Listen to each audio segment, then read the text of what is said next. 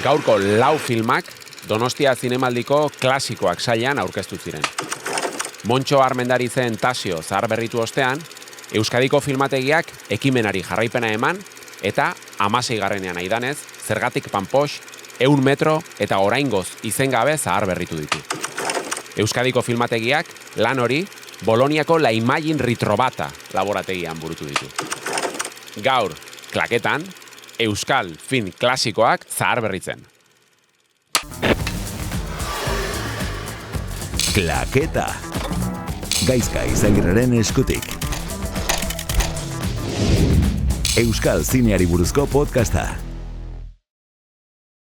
Nafarroako irrisarri lanen urtero egiten den txondorraren piztea Fermin Muguruzak egin zuen 2025ean, bertan aipatu zuen 1984an hasi zela musika egiten, kortatu taldearekin, eta urte berean Montxo Armendarizek Tasio filma zuzendu zuela ikazkin baten istorioa. 40 urte geroago, 2024ean, Armendarizen Tasio zaharberritu ostean, Euskadiko filmategiak beste euskal film klasiko batzuk berreskuratzeko ekimenari jarraipena eman, eta Zergatik Panpox, 16garrenean aidanez, 100 metro, eta oraingoz izengabe aukeratu zituen. Zaharberritze prozesu zoragarri, baina neketsu honi buruz hitz egiteko Jon López, gonbidatu dugu, Euskadiko Filmategiko Kontserbazio Saileko zuzendaria. Ongi etorri. Ongi etorri eta eskerrik asko gonbidatzeagatik.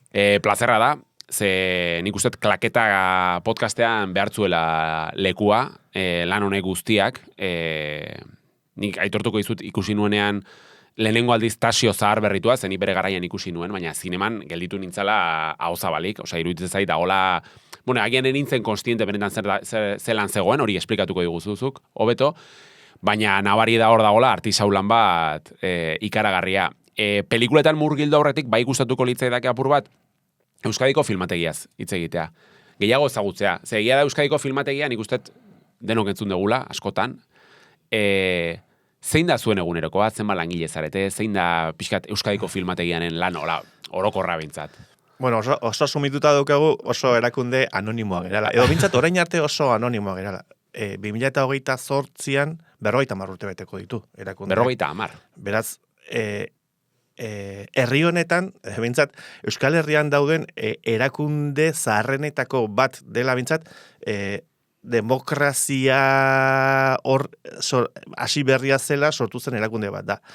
Eta egia esan, badakigu oso anonimoak izan gerala, oso baliabide gutxi izan ditulako filmategiak ia 50 urte hauen zati handi batetan bintzat. Lehen da biziko 30 urteak izan ziren voluntario lan bat, azken finean.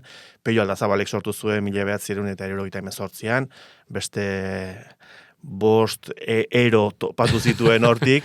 Ero asko elkartu ziren. Ero asko, bai, zine zaleak ziren, eta mundu ezberdinetatik zetozen hainbat pertsona juntatu ziren, Peio izan zen hor arduradun nagusia, eta Nestor Basterretxea ere konbentzitu zuten. Nola ez? Azken finean, aurpegi ezagun bat behar zutelako, zine gilea izan delako, eskultore eta, artista apartaz izateaz aparte, eta Nestor izan zen, esan dezagun, endabiziko buru edo bintzat aurpegi ezaguna, ez? Baina proiektuaren arima 2009an jubilatu zen arte, eta nisatu nintzen arte, Peio Aldazabal izan zen, eta berak beti esaten du, filmatikaren lehendabiziko artxiboa bere OEAren azpia izan zela, ezta? Hor gorretzen zituen, bazekitelako nonbaiten egin zirela. Euskal Herriari buruz egin zirela pelikulak, Euskal Herrian egin zirela pelikulak, eta, pixkanaka hasi ziren horrelako bilduma lan anonimo batetan, eta horregatik datorkigo anonimotasun hori. Ez dugulako inoiz izan horrelako ikusgarritasun bat. Eta batez ere, zaharberritzek edo programazioak, zine bat izateak ematen dizu ikusgarritasuna, ez? Filmategi bati horri ematen dio, eta guk ez dugu izan. Zorizketi itzalean egindako artisau lan bat iaia, ez? Bai, artxibo lan bat izan. Artxibo lan bat. Eta gu artxibo bat gera. Euskadiko filmategia artxibo bat da. Galetzen zenean zenbat geran, gu oso gutxi gera, 10 lagun, gera guztira, eta filmategi nazional bat izateko, oso lagun gutxi gera. Ez da esklusiba, baina hemendikan, 2028an gure 50. urte Esklusiba nahi ditugu hemen, jakina da albistea, baina hemen antolatuko dugu FIAFeko kongresua, hau da, munduko filmoteken federazioaren kongresua. Guretzat sekulako erronka da, baina batez ere izango garelako kongresu hori antolatu duen filmategi txikiena. Baina guretzat filmategi nazional bezala izugarria da hori antolatu ahal izatea, ez? Horrek esan nahi du ere, pausu batzuk ere eman ditugula gure. Pixkanaka. Bai. Ipatu dituzun 50 urte horietan zehar, hor egon da, aldaketa asko egon dira oro har zineman, baina bat konkretua aipatu nahi nizuke, eta da pixkat izan den zeluloidetik digitalera jauzi hori, imaginatzen zuelana asko aldatuko zuela, sartu zinen 2009an esan dizuz. 2009an sartu nintzen, eta justo orduntxe harrapatu hori galdatu behar nizun justo, bai. Nola bizi ez dute pixkat aldaketa hori? Ni horitzen naiz, 2009ko urtarrilan sartu nintzela nilanean, eta urte horretan pelikula digital bat jaso genuela. Hau da. Urte osoan bakarra. Eta 2011an esango nuke edo 12an, enago oso ziur, pelikula analogiko bakarra jaso genuen.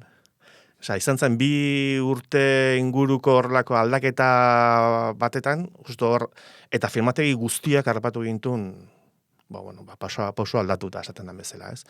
Oso filmategiotan, genekien, nola, bazekiten aspalditik, nola konserbatzen ziren pelikula analogikoak. Hau da, zeluloidea, bere, materiale ezberdinekin, ez dakite, Lumioren haiek asmatutako nitratoa, gero acetatoa, gero poliesterra erabiltzen zena, badakigu nitratoak oso arriskutsua zirela, ikusi malditos bastardosen horrelako ekintza bat egiten dute, ez? Pelikula bat, pelikulaz jositako betetako kotxe batekin, nazien aurka, ez?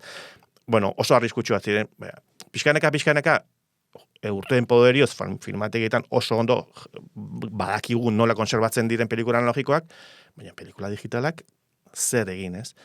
Eta esan dezagun, oso epe zaila izan da, eta izaten ari da. Gutxi gora bera, badakigu nola konserbatu daitezken pelikula digitalak, batez ere guk orain jasotzen dugun guztia, edo ia guztia digitala delako, baina guk egiten ditugun digitalizazioak ere konserbatu behar ditugulako. Hau da, guk dauzkagun pelikula analogikoetatik, ere bai, konserbat, pelikula horiek, nahiz eta ondo konserbatuta egon, beti degradazio bat izaten dute. Eta orduan, alden eta kalitate hoberenean, edo gaur egun teknologiak albidetzen duen modu hoberenean digitalizatu behar dira, etorkizunera, bintzat digitalizazio hori gelditzeko, ezta. Orduan, guretzat orain, erronka handia da konserbazio digitala, batez ere, jende asko esaten dugu, aztu zazue, ez da, hor dituzte pelikula, aztu itzazue dena digitalean, disko gorretan gorre, eta listo. Askoz ere, Kataluniako Filmoteka egin du horrelako ikerketa bat, eta Kataluniako Filmategia da, ustez mundu mailako berenetako bat. Bai. Esango nuke oso goian daudela. Eta garestiagoa da konserbazio digitala, konserbazio analogikoa. Bai, Eta guk kontutan hartu behar dugu hemen, guk egunero gure kamera refrigeratuetan pelikulak daudela uneko 35, 40 zetasun maila batean, 6 gradutan. Claro, kontserbazioa zai gaianean, hor irizpide klimatikoak. Eta horrek asko garestitzen du. Baina hala ere, konserbazio digitala garestiagoa da. Informatikoa behar dituzu, disko... Segurtasun aldetik ere, errepositorio izugarria behar dituzu. Hackerrak, ez, virusak... Bai.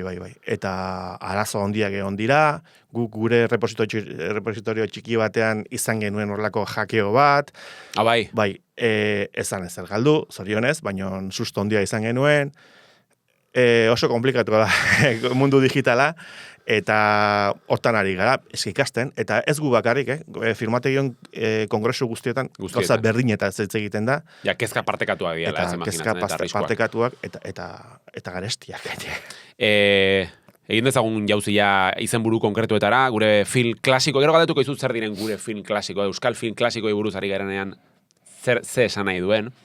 Bueno, Boloniako Leimagin Ritrovata, ez dakit ondo ahoskatu duten, baina laborategian ikuste ezinbestekoa izan dela ez, pixkat, bueno, prozesu honetan, Tasio pelikulak 40 urte bete zituen 2024ean, okeraz baldin manaiz. Esango zenuke inflexio puntu bat ezarri duela pelikula horrek kontserbatzeko lanean, edo ikusentzunezko ondarea kontserbatzeko lan inflexio puntu bat izan da, ala ez da inbesterako izan, o ez dakit, pixkat ze suposatu du Tasioren... A ber, Tasio, bueno, guk garbi genuen horrelako digitalizazio lan bat, digitalizazio barkatu, edo zaharberritze lan bat egin behar genuela, hau da. Horretarako guk aspalditik ari ginen eskatzen Jaurlaritzari, eskaner berri bat behar dugu, guk etxean kalitatez digitalizatu alizateko, bueno, lortu genuen, eskaner hori, postproduzio postu bat, baina oraindik ez genuen esperientzia horrelako film luze bat kalitate oso honean zaharberritzeko. Eta hasi ginen pentsatzen, ze pelikula izan ziteken, hola, bueno, guretzat, pelikula ikoniko bat, Tasio izan da, ez? Eta Tasio aukeratu genuen, eta esan, galetzea jazu, ia izan den horrelako mugarri bat, bueno, guretzat izan da sorpresa bat batez ere. Joan ginelako, bueno, lehiaketa bat izan zen, laborategien artean zaharberritzea egin ahal izateko, bueno, Leimagin Ritrovatak irabazi zuen, guk ere nahi genuen, beraiek irabaztea, badakigulako zelan egin duten, eta, bueno, emaitza izugarri izan zen. Eta emaitza aparte, gero pelikulak zeharrera izan zuen, Canneseko festivalan, Boloniako zine klasikoaren festivalean, Lyongo zine klasikoaren festivalean, Donostiako zinemaldian, gehiago zintzaio eskatu, filmategi batek zaharberritutako, edo bintzat zaharberritze hori bultzatutako pelikula bati. Ibilbide oparogoa ezin da izan. Guretzat, hori izan zen, bueno, sekulako txutea, esan dezagon, eta, bueno, horrek guk bagenuen datozen, hurrengo urteetarako pentsaduta, bueno, pelikula batzuk zaharberritzeko gaiz izan zitezkenak, eta, bueno, eta, joan, iaz, aurten zaharberritu ditugu, lau film hauek ez da, eta orduan, guretzat, izango da bide bat, espero dezagun, etengo ez dena. Osea, behintzat dirua daukagun bitartean. Claro, dirua, garrantzitsua, ez? Hasi zineten bizkat bolondrez, bueno, erdi bolondrez, erdi militantzia lanetan, oain dirua ezinbestekoa da. Hau oso polita da esatea, eta lerroburua bai jaurtitzea, baina dirua ezinbestekoa da, ez? Gauza hauek egiteko. Ezinbestekoa da pelikulak, pelikula analogikoak modu egokian konserbatzeko, pelikula digitalak modu egokian konserbatzeko, zaharberritzeak egiteko, gero ere, dakien jendea ere erakartzeko gure filmategira, ezta? Eta, bueno, hortan ari gera, pixkanak, ezin gera kejatu, egia esan gaur egun Jaurlaritzaren bueno, kultura sailetik sekulako bultzada daukagu, baina, noski, beti eskatzea... Beti, bai, deigarria egin zait horre, badago liburu bat Josu Martinezena, itzaiten dula pixkat, bueno, Euskal ikusentzunezko ningunan, eta Euskal Herritzako kultura sailak bere garaian 1 milioi pezetako aurrekontua bideratu zutela film hoiek sortzeko, alegia film hauek, eta okerez baldin magaude, hortikan hautsak endu, tiraderatik eta 80.000 euroko aurrekontua bideratu zuela kasu honetan, Boloniako, bueno, pixka prozesua guztia egiteko, ez? Nola aldatzen diren gauzak, ez? Bueno, lau pelikulak aipatu ditugu. Zergatik Panpox, 16. Aidanez, 100 metro, eta oraingoz izen gabe. Ikus ezagun zatitxo bat. Zein aukeratuko zunuke, daukagu hemen Zergatik Panpox jarriko dugu. Zatitxo bat jarriko dugu.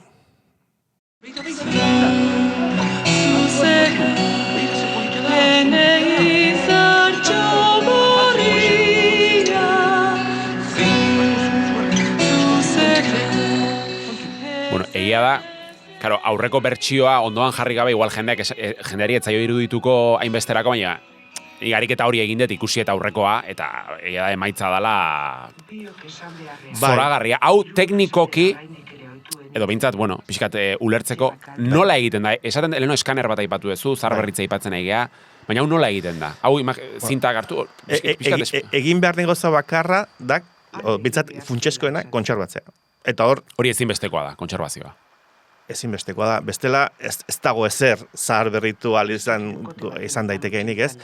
Hau da, lehendabiziko egin behar horrelako ikerketa bat, eta jakin, non daude pelikula hauen materialeak, eta material horien bilketa bat egin behar da, eta dauden materialen arabera zeintzuk diren egokienak edo aukeratu. Hau da.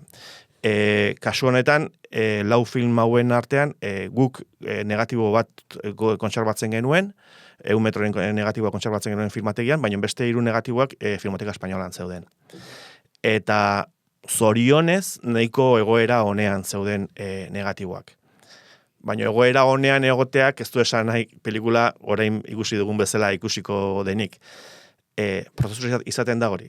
Horrelako ikerketa lan bat, bilketa lan bat, eta guk negatibo edo eta negatiboak egoera honean espalin badaude, kopia positibo bat edo hartzen dugu, eta hori digitalizatu egin behar da. Hau da, eskaner batetatik pasa. Bueno, lehen abizi ondo txukundu, garbitu ondo pelikula, produktu bereziekin, eta... Hori garbitzearena eskuz egiten den zerbait da, ez? Egiten den gauza bat. Badaude makina batzuk ere egiten dutenak garbiketa hori ultrasoinuen bidez, eta...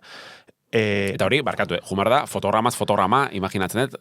Egin behar dana da digitalizatu, vale. Eta digitalizatzen denean pelikula horrelako bruto bat edo esan dezagun azaltzen da. Eta hori azaltzen da, negatibo horrek edo digitalizatu den pelikula horrek dituen akats guztiekin. Hau da, normalean, naiz eta ondo kontserbatu pelikulak, ez dira laborategitik atera direnean bestela mantentzen. Hau da, koloreak apaldu egiten dira. Gorriak ez dira gorriak, edo beltzak ez dira beltzak. Orduan, bueno, laborategi on batek, kasu honetan, lehenbaitxin erritro batak, espezialista oso ondia dozka. Eta orduan, badakite gutxi gora behar nola izan daiteken. Negatibo argin batera, erreferentziazko kopia bat bidaltzen zaie, ikusteko nola izan daiteken gutxi gora bera, ezta? Eta, bueno, bere egiten dut horrelako irudie estabilizazio bat, guk normalean 35 milimetrotan ikusten genituen pelikulak zineetan, horrelako mugimendu txiki bat izaten dute, edo hile bat, bai, ertzetan bezala olea puntu, bai. Eta normalen rollo hasieran da bukaeran izaten ziren horrelako marratxoak ere. Baina ze berezia ziren, marratxo jegin ikustea. Ni falta mutatzitut pelikuleta. Gure adinaren erakusgarriz nahi baina ez? Analogikoaren xarma da hori, ez? Vinilozko disko batetan zu badakizun, salto egingo duen horratzak, zuk egin zenuelako marra hori, ez da, ez? Bueno, zarata txogorrek ere badu bere xarma. Eta kasu honetan, bueno, imperfekzio guzti horiek saiatzen gera, esan ezagun, kentzen. Horretarako software oso potentea daude, Diamond bezalako restaurazio zaharberritze programak, eta zuk esan duzu bezala, fotograma, arkatz optiko batekin, egoten da tekniko bat, esaten, bueno, kendu egingo ditu... Artisaulana da, ikaragarria. Bai. Neketxua esan den aurkezpenan, neketxua bada ere. Neketxua, bai, eta luzea, batez ere luzea da. Eta gu bezalako erakunde txiki batean zat, langile bat horretara dedikatzea, ez dakit, adibidez, lehen aipatu duzu Nafarroako ikazkinak. Hori izan da gure lehendabiziko zaharberritzea gure ekipo berriarekin, da gure eskaner berriarekin. 25 minutuko pelikula bat da, okerrezpanao, eta horretarako 4 hilabete edo pasa ditugu. 25 minutu 4 hilabete. Eta adibidez, Tasi honen kasuan zenba demora gontzinaten, hori zizu galdetu, goratzen zea? Ez gutxiago, beraiek azkarrago egiten dutelako. Laborategian azkarrago egiten dutelako. Bolonian izan zen. Hori da, eta beraiek azkarrago egiten dute, baina 3 hilabetetan edo egingo zuten gutxo gara. Baina beste baliabide batzuk, beste ritmo bat, badago pertsona bat soinua zarduratzen dena, beste bat irudia zarduratzen dena. Aigaten gabe, egia da horrelako zaharberritze prozesuetan irudia aipatzen dela maiz. Eta soinua? Soinua ere. Claro, soinuak ere izango ditu bere... Guk bidaltzen ditugunean materialeak dira normalean ondo baldin badaude irudi negatiboa eta soinua negatiboa. Negatiboa dira, guzti hori ematen da laborategirat, eta han pasatzen dute, eta digitalizatzen dituzte biak. Bai, soinua alde batetik, eta irudia beste alde batetik. Eta bakoitzak bere software bereziekin eta kentzen dizkiete horrelako imperfekzioak. Zaratatxoak sortzen direnak, horrelakoak. Eta soinuak oso garrantzia handia du horrelako garbitasun hori gero... Mantentzeko gehiago, ez? aipatu dugu pixka bat, baina pixka sakondu nahiko nuke gehiago Boloniaren, La Imagine Retrobata, ez dakit ondo esan duten, baina, hor kolaborategien egin dezute, baina hor oso deigarria da, enaiz bertan egon zoritxarrez, baina irakurri dudanen arabera, ze kultura dagoen pixkat zinema klasikoarekiko, zer egiten den, jende gaztea ikusten da zinema klasikoa ikusten, hemen ia pentsa ezina den zerbait. Zer da Bolonia guzti honentzat? Nik aurten ezagutu dut, Tasiorekin nintzen egan izan, baina aurten izan naiz, lau zuzendariekin, eta izugarria. Da horrelako laborategi handi bat, bertan langile pila dauzkate, esan ez dakit zenbat diren, baina... Amarrez. Ez, 50 edo izango dira. Eta gero filmategia ere, txineteka, ondoan dago. Eta txinetekak lortu du, munduko laborategi oberenetako bat izatea aparte, lortu du hiriarekin horrelako lotura bat izatea, hemen, pentsa ezina dena, lehen esan duzu, gazteak, zenbat gazte ikusten diren. Zine klasikoaren jaialdian, badaukate olako zine berezi bat, eta hiriko zenbait zinetan egiten dute jaialdi hori, baina gero Piazza Maiore uste ditzen da, nago oso ziur, plaza erraldoi bat da, eta hor gauero udaran pelikulak proiektatzen dituzte, zahar berritutako pelikulak. Lehen esan dizut, aurten Barry Lyndon ikusi detan zahar berrituta. 3.000 lagun, baina gehiago ziurrenik bakoitza bere eserlekuan, batzuk etxetik egarritako gaulkietan, beste milaka aulki jartzen dituzte beraiek, pantalla erraldoi batetan, eta mundu guztia isilik. Gazteak zine klasikoa ikusten, isilik. Bere zerbeza, bere garagardoak eramaten dituzte, eta pizzak eta horrela, baina isilik. Eta errespetu batekin, eta izugarria. Irutu ditzean, horrelako, lortu dutela, ez dakit oso ondo nola. Baina zerbait herrikoia egin dute, ez? Eta jendea oso harro dago hirian daukaten txinetekaz. Orduan, guretzatari pentsa zinea da. Ni sentsazioa daukat hemen, ez dakit ados zauden, baina hemen dio danean orokorrean, Boloniatik kanpo behintzat, zinema klasikoarekiko badago lan nola baiteko, batez ere gazteen artean, aurreiritzi negatibo bat, ez? Osea, zerbait zuri beltzan estrainatzen da, iaz adibez, Ripley telesaia estrainatzen zuri beltzan, zuri beltza izateak argullo bat, atzera botatzen die. Horregatik, iruditzen zait distopia, utopia bat, kasu horretan Boloniakoa, ez? Sentsazio daukazu zinema klasikoarekiko badagoela aurreiritzi hori? Negatiboa. Zalantzari gabe. Ez dakit negatiboa den. Negatiboa edo behintzat. Baina pereza ematen die. Batez ere pereza ematen bai. die, nik usteet, zine klasikoa ikustean. Ez dakit. To be or not to be ikustea, edo, ez dakit, edo Barry Lyndon, edo, ez dakit, edo Casablanca ikustea, zahar berrituta, derrigorrezkoa izan marko luke, ez? Ulertuko lituzke gaur egungo pelikula gehienak. Frantzian adibidez, badago kultura hori, edo bultzatzen dute behintzat. Eta hemen ez. Eta Estatu Espainiarrean gutxiago. Ez dago zine klasiko jaialdirik. Claro, ez dago kultura, baina ez dago apusturik ere. Ez dago apusturik. Ez baldin bada apusturik egiten, ez baldin bada... Eta oso zaila da gazte bat Marveletik ateratzea to be or not to be ikusteko, ez? Txuri beltzan den gauza bat. Naiz eta gero barre pila bat egingo duen. Igual ez, baina behintzat aukiko du aukera ikusteko. Eta horren ez daukate aukerarik ikusteko. Eta gu horregatik hasi ginen bizkaneka egiten klasikoak zikloa, orain egiten ari gerana, gero zinemaldiarekin batera ere hor klasikoak zaila ez.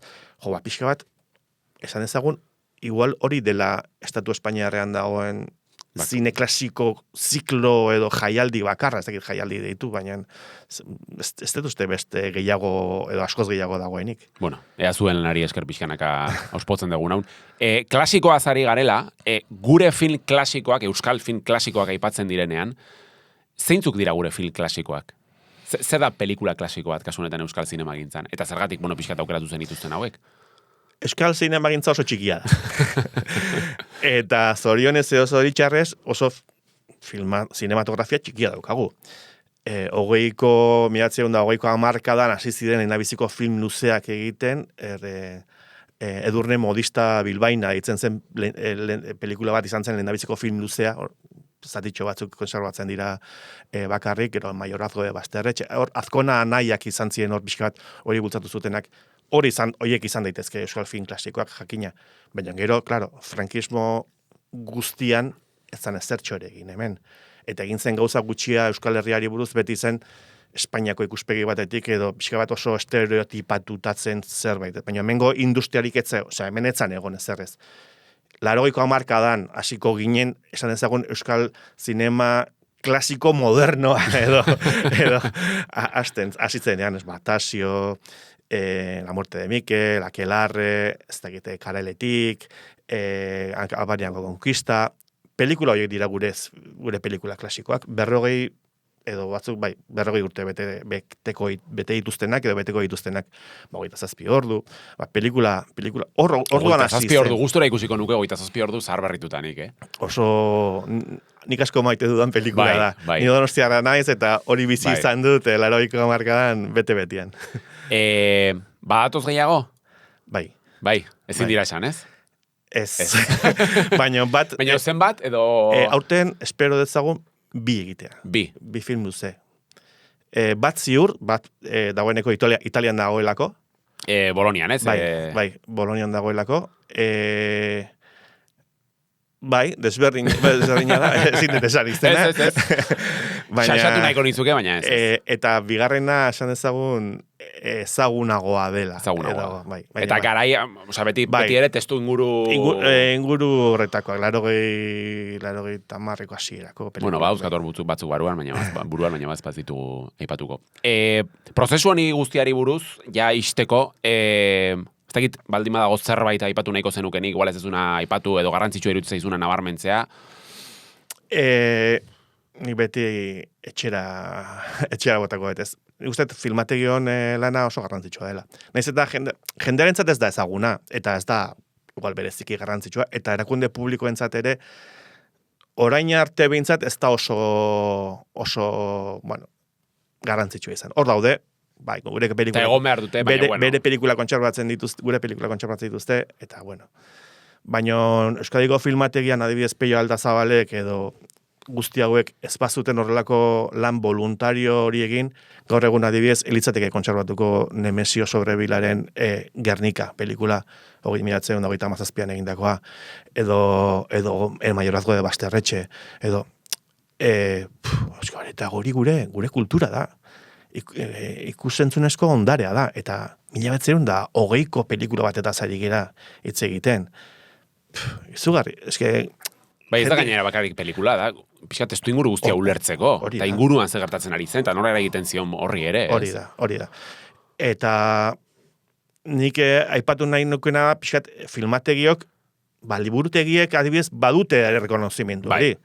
Edo, ez dakit, Koldo Mitxelenaren erreserba funtxean badakizu hor daudela, pelikula, peliburu, edo eskueskribuak, eta, ez dakit, filmategian berdin, Euskal Herriko filmategi nazionala gera, hori errebindikatzen dugu, gure esparrua 7 probintzia dira, eta 7 probintzietako 7 lurraldetako materiale ikusentzunezkoak kontserbatzen ditugu.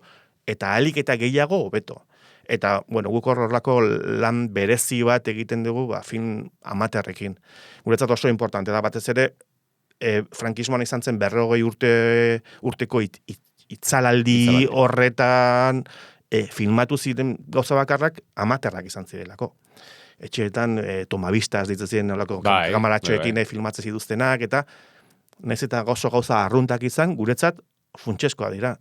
Ulertzeko nolakoa zen benetako bizitza.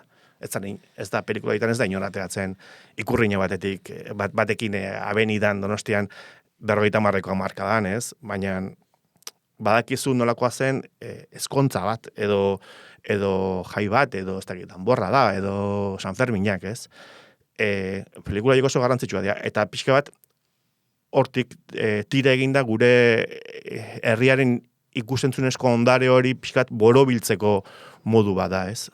Oso argi gelditu da, beraz, hemendik ere, klaketatik aldarrikatzen ditugu filmotekak egite dituzuen lan guztiak, Gora Filmotekak, eta Jon López, mila esker. Klaketara etortzeagatik, eta zuei pantailaren edo uinen artean zaudeten hoi, eskerrik asko beste behin gurekin egotegatik. Ondo izan, mila esker.